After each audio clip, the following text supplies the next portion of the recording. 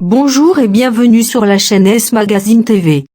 Pour ceux qui ne sont pas encore abonnés, cliquez sur le bouton et activez la clochette pour ne rien manquer de notre prochaine vidéo.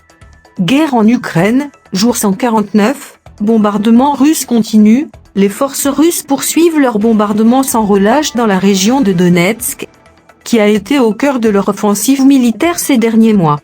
La présidence ukrainienne y a recensé vendredi 5 personnes tuées et 10 blessées au cours des dernières 24 heures. Il n'y a plus rien. Les fonctionnaires sont partis. Nous devons nous débrouiller seuls pour rester en vie, a raconté Lyudmila, une femme de 64 ans qui ramassait des abricots à Tchassifiar, un village de la région cible d'une frappe sanglante, 45 morts selon les autorités locales, le 10 juillet.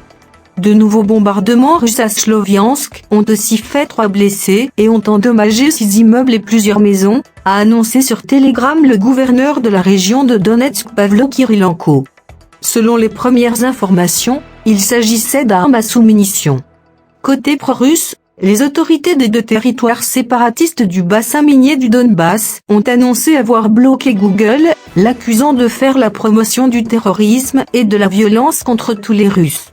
Dans le sud, selon Kyiv, les forces russes bombardent des villages le long de la ligne de front dans la région de Kherson, où l'armée ukrainienne tente de récupérer les zones prises par Moscou dans la foulée du déclenchement de son invasion fin février.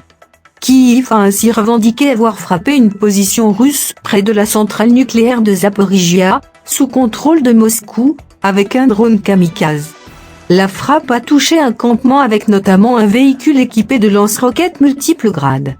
3 Russes ont été tués, 12 blessés, a affirmé le service de renseignement militaire ukrainien sur sa page Facebook, postant une vidéo présentée comme représentant cette attaque.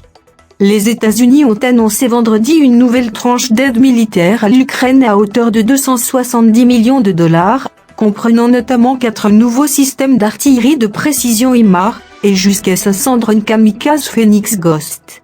La Russie a lancé des bombardements mortels dans tout le pays, frappant des centres commerciaux, des immeubles d'habitation, tuant d'innocents civils ukrainiens, a dit John Kirby, porte-parole de la Maison-Blanche sur les questions stratégiques.